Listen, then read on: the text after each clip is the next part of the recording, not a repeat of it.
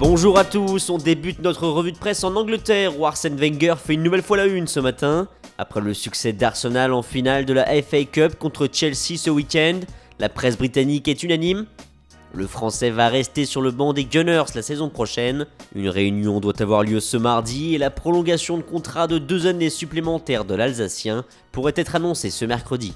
Toujours au rayon des entraîneurs, le FC Barcelone s'apprête à tourner une page de son histoire. L'ère Valverde commence aujourd'hui, indique Sport ce matin. En effet, l'arrivée du successeur de Luis Enrique doit être officialisée dans la journée. De son côté, Mundo Deportivo met aussi en avant le technicien espagnol. La publication ibérique nous apporte également une information mercato.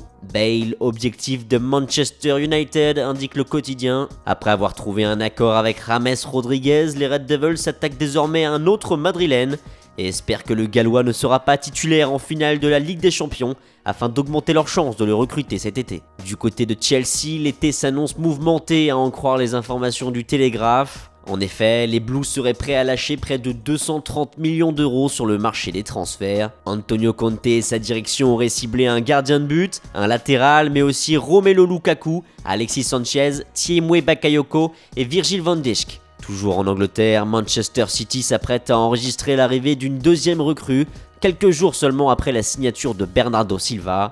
City paye 51,6 millions d'euros pour Ederson, titre record dans son édition du jour. D'après le journal portugais, le jeune gardien du Benfica est à Manchester afin de passer sa visite médicale.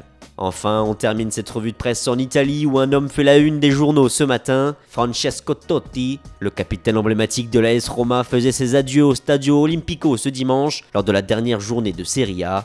Bon voyage, titre La Repubblica ce matin avec cette belle photo de l'Italien. En France, l'équipe n'oublie pas de rendre hommage à l'idole de tout un peuple, Veni Vici Totti, indique le média national. Voilà, c'est tout pour aujourd'hui. Bonne journée à tous et rendez-vous demain matin pour un nouveau tour d'actualité.